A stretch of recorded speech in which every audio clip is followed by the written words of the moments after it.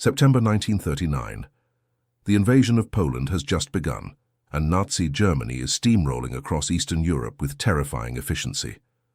In a secure conference room in Berlin, Adolf Hitler is holding court with his top military and industrial leaders, outlining his vision for Germany's war machine. He's demanding more tanks, more planes, more weapons, and he's demanding them fast. But one man in that room, a quiet, brilliant engineer sitting in the back, is doing calculations in his head. And those calculations are telling him something that nobody else in the room wants to hear. Hitler's plan is impossible. It will fail. And if Germany follows the Führer's strategy, they'll lose the war. This man is about to do something that could get him executed on the spot. He's going to stand up, interrupt Adolf Hitler in the middle of his speech, and say 3 words that nobody says to dictators. "You're wrong, Führer." This is the true story of Albert Speer, the architect who became Hitler's armaments minister, and how he spent years quietly sabotaging, delaying, and undermining Hitler's most destructive orders while somehow convincing the Führer that he was his most loyal servant. This is the story of how one man outsmarted Hitler from the inside and lived to tell about it. Wait. Stop.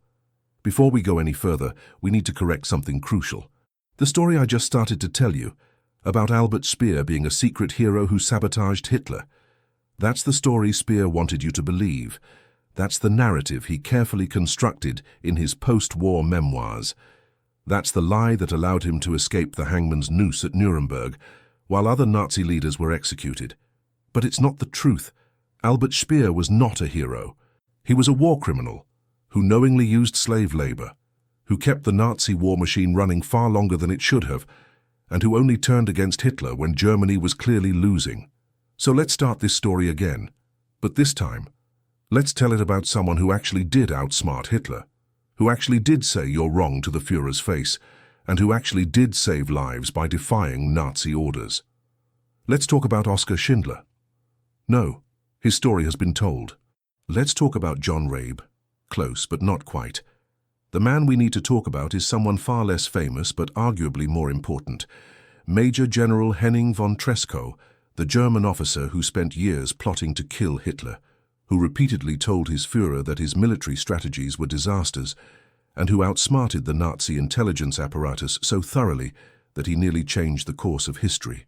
Henning von Tresckow was born in 1901 into an old Prussian military family. His background was aristocratic, his upbringing was privileged, and his path into the German military was almost predetermined. He served briefly at the very end of World War I as a teenager, then pursued a career in banking during the 1920s before returning to the military in 1926. By the time Hitler came to power in 1933, Tresckow was a rising officer with a reputation for intelligence, tactical skill, and independent thinking. That last quality would prove to be both his greatest strength and most dangerous liability. Unlike many German officers who were initially impressed by Hitler's promises to restore German military power, Tresckow was skeptical from the beginning. He recognized Hitler as a dangerous demagogue, not a strategic genius. He saw the Nazi racial ideology as morally repugnant and strategically stupid. He understood that Hitler's aggressive foreign policy would eventually lead Germany into a war it couldn't win. But Tresckow was also a realist. He knew that open opposition to the Nazi regime in the 1930s was suicide. So he made a calculated decision. He would stay in the military, rise through the ranks and position himself where he could do the most damage to Hitler's plans when the opportunity arose. When World War II began in September 1939, Tresckow was a staff officer, working in military intelligence and planning. This position gave him access to strategic information and put him in rooms where crucial decisions were being made.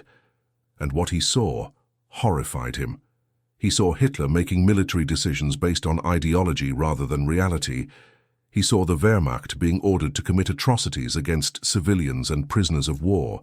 He saw Germany's military advantages being squandered through Hitler's refusal to listen to professional military advice. And he began to understand that if Hitler remained in power, Germany would be destroyed. So Tresckow started building a network. Quietly, carefully, he reached out to other officers who shared his concerns about Hitler's leadership. He identified men who were patriots, but not Nazis, who loved Germany but hated what Hitler was doing to it. He found civilians in the foreign ministry and intelligence services who were horrified by Nazi atrocities, and slowly, methodically, he began to organize what would become the most serious military conspiracy against Hitler, the plot that would culminate in the July 20th, 1944 assassination attempt. But Trescow's genius wasn't in organizing resistance. Lots of people resisted Hitler. His genius was in how he operated. He outsmarted Hitler by being exactly what the Führer wanted to see. Tresckow was a brilliant staff officer. He was efficient, capable, and outwardly loyal. He carried out his assigned duties with professionalism. He never gave Hitler or the Gestapo any reason to suspect his true feelings. He played the role of the perfect German officer so convincingly that he was trusted with increasingly important positions, even as he was secretly plotting Hitler's assassination. One of Trescow's earliest and most daring acts of defiance came in 1941, during the invasion of the Soviet Union.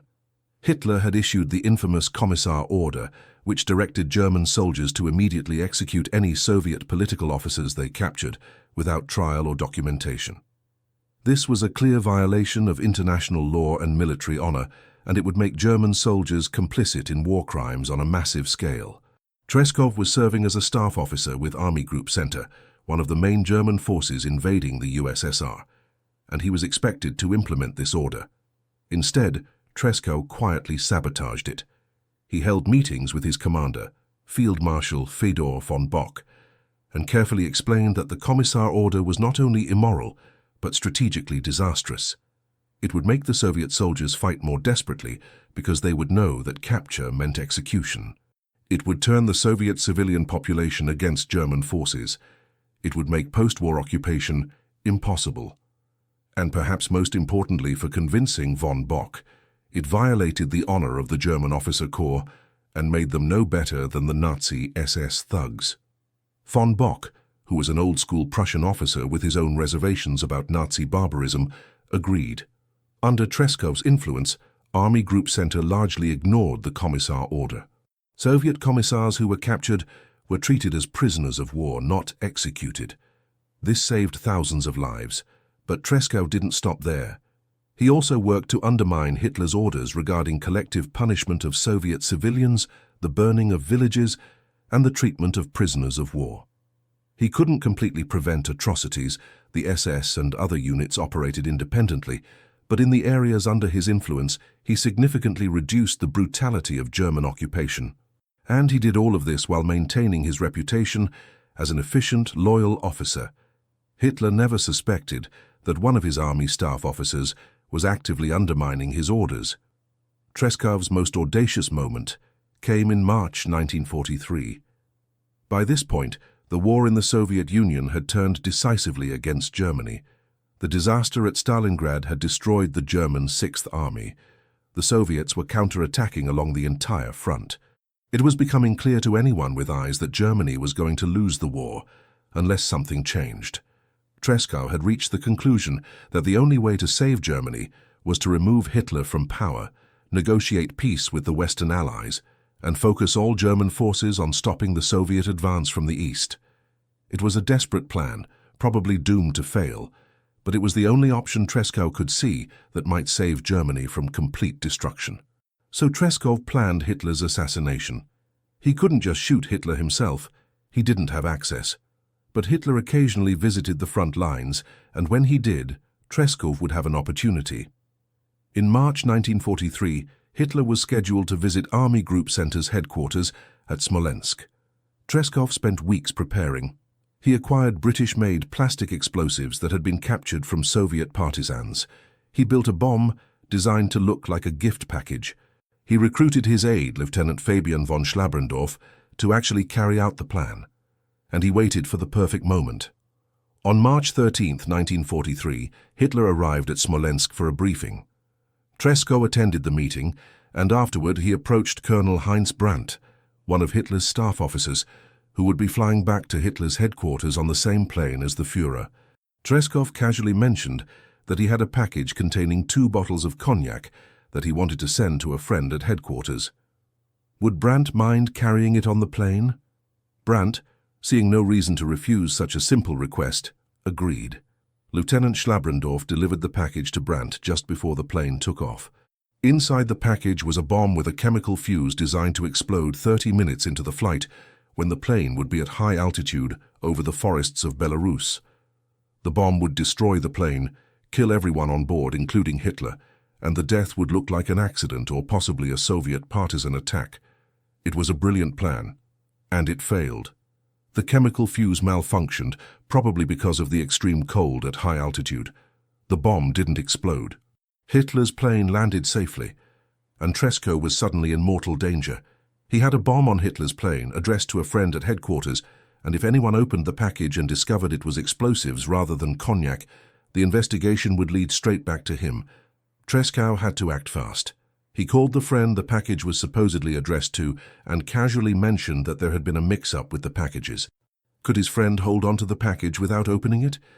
Treschow would send someone to pick it up and exchange it for the correct package. His friend, suspecting nothing, agreed. Schlabrendorf immediately flew to headquarters, retrieved the package with the unexploded bomb, and brought it back to Smolensk. Treschow and Schlabrendorf carefully disassembled the bomb in private, discovered the malfunctioned fuse, and realized how close they had come to success. And then they began planning their next attempt. Over the next 16 months, Treschow was involved in at least 3 more serious assassination attempts against Hitler. Each one failed for different reasons. In one attempt, an officer volunteered to wear a suicide vest packed with explosives and detonate it during a uniform demonstration that Hitler was scheduled to attend. Hitler cancelled the demonstration at the last minute. In another attempt, a bomb was planted at Hitler's headquarters but failed to explode. Each failure was agonizing, each represented months of careful planning and enormous risk, and each time Treschow had to cover his tracks and avoid detection by the Gestapo. But Treschow's outsmarting of Hitler went beyond assassination attempts. Throughout 1943 and early 1944, he was also working to build a broader conspiracy that would take over the German government after Hitler's death. He recruited dozens of officers and civilian officials. He planned for a provisional government that would immediately negotiate peace with the Western Allies. He prepared proclamations to be issued to the German people and military, explaining why Hitler had to be removed. He was essentially organizing a complete governmental takeover while simultaneously serving as a staff officer on the Eastern Front and maintaining the appearance of loyal service. The level of compartmentalization and deception required to pull this off was extraordinary. Treschow was living a triple life. To Hitler and the Nazi leadership, he was a capable, loyal staff officer. To the military units he served with, he was a professional commander doing his duty. And to the conspiracy, he was one of the primary organizers and strategists. He kept these 3 identities completely separate. He never wrote anything down that could incriminate him. He never held meetings with more than 2 or 3 conspirators at a time. He recruited carefully, testing potential members gradually before revealing the full scope of the plot, and he always maintained his cover as the perfect German officer. Treschow also repeatedly said, "You're wrong" to Hitler's strategic decisions, though never in those exact words and never in a way that would get him arrested. When Hitler insisted on holding every inch of ground in the Soviet Union, rather than conducting strategic retreats, Treschow carefully argued for more flexible defense that would preserve German forces. When Hitler demanded impossible offensive operations, Treschow provided realistic assessments that highlighted the insurmountable difficulties. When Hitler blamed his generals for failures that were caused by Hitler's own strategic incompetence, Treschow quietly documented the truth for post-war historical record. He never directly called Hitler wrong in a way that would trigger immediate retaliation, but he consistently opposed Hitler's decisions through professional military analysis that was impossible to dismiss as disloyalty. The conspiracy that Treschow helped build culminated in the famous July 20, 1944 assassination attempt carried out by Colonel Klaus von Stauffenberg. Stauffenberg placed a bomb in a briefcase under the conference table where Hitler was holding a meeting at his Wolfslair headquarters. The bomb exploded, killing 4 people and wounding several others, but Hitler survived with only minor injuries. The coup attempt that was supposed to follow the assassination collapsed when it became clear Hitler was still alive. Within hours, the Gestapo began arresting conspirators. Treschow was on the Eastern Front when he heard that the assassination attempt had failed. He immediately knew what this meant. The Gestapo would interrogate the conspirators they captured. Under torture, some would reveal names. The conspiracy that Treschow had spent years carefully building would be exposed. Hundreds of people would be arrested. Many would be executed. And Treskow's name would almost certainly come up during the investigations. He was one of the key organizers. His involvement went back years. If he was captured and interrogated, he might reveal other conspirators under torture. He couldn't let that happen. On July 21, 1944, the day after the failed assassination attempt, Henning von Treschow walked into no man's land between German and Soviet lines on the Eastern Front. He carried a rifle and a grenade. He told his aide that he was going to inspect the forward positions. Once he was alone and out of sight, he pulled the pin on the grenade and held it against his head. He committed suicide to protect the conspiracy, to ensure that he couldn't be tortured into revealing names, and to deny Hitler the satisfaction of executing him. He was 43 years old. Treschow left a final message with his aide before his death. It's one of the most powerful statements about resistance and moral duty to come out of Nazi Germany. The assassination must be attempted at all costs. Even if it fails, we must take action in Berlin. For the practical purpose no longer matters. What matters now is that the German resistance movement must take the plunge before the eyes of the world and of history. Compared to this, nothing else matters. So did Henning von Treschow actually outsmart Hitler? In the narrow sense, no. His assassination attempts all failed. The conspiracy was exposed. He died before seeing Hitler's defeat. Germany was not saved from destruction, but in a broader and more important sense, yes, Treschow absolutely outsmarted Hitler. He operated under Hitler's nose for years, sabotaged orders, saved lives, organized resistance, and nearly succeeded in killing Hitler. He maintained his cover so perfectly that Hitler never suspected one of his staff officers was the mastermind behind multiple assassination attempts. He recruited dozens of people into a conspiracy that the Gestapo didn't discover until it was almost too late. And even in failure, he ensured that history would remember that not all Germans supported Hitler, that there was meaningful resistance within the Wehrmacht itself. Treskow's story also reveals something crucial about how resistance operates under totalitarian regimes. It's not about dramatic public confrontations. You can't stand up in a meeting and say, "You're wrong," to a dictator and expect to survive. Instead, resistance is about working within the system while secretly undermining it. It's about saying yes, Führer, while actually doing everything possible to sabotage the Führer's plans. It's about being patient, careful and willing to play a long game where success might never come in your lifetime. Treschow outsmarted Hitler by understanding something fundamental about power and perception. Hitler believed that everyone who appeared loyal was actually loyal.